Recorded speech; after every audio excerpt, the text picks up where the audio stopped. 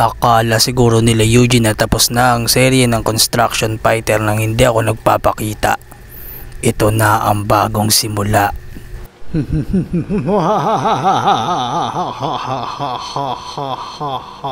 Akala ko ba tapos na?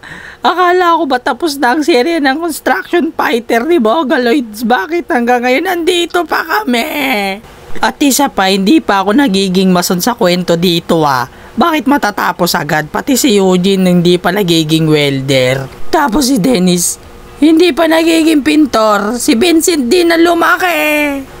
Kinakabahan ako sa mga mangyayari sa amin. Kinakabahan ako. Ang oo yan puta. Kasi simula pa lang nung season 2 nagkakaganyan ka na. Kung gusto mo umuwi ka na. Foreman naman, di ka naman mabiro. Halika na, pumasok na tayo. Ililigtas natin si Juan.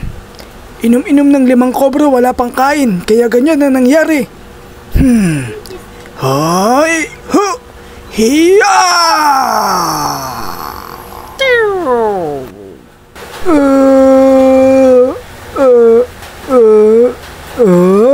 Ano ba nangyari sa akin? Wala akong maalala Kung di ka ba naman tanga, uminom ka ng 5 kobra tapos wala kang kain.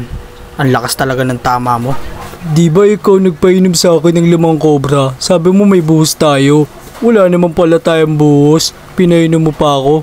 Lakas ng tama mo. Yan ang napapala mo sa kaagaya sa amin, Juan. Alam mo kasi, kami bago kami magkobra, nakatira na kami ng 150. Ibig sabihin, pansundot lang.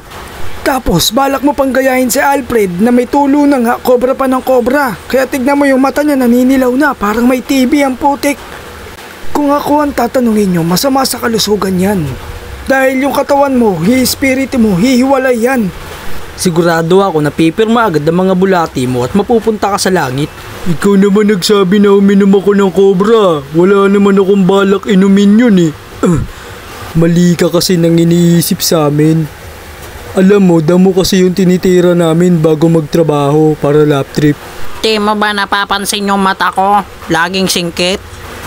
Sa akin nga, pakiramdam ko slow motion. Yung lahat na nasa paligid ko.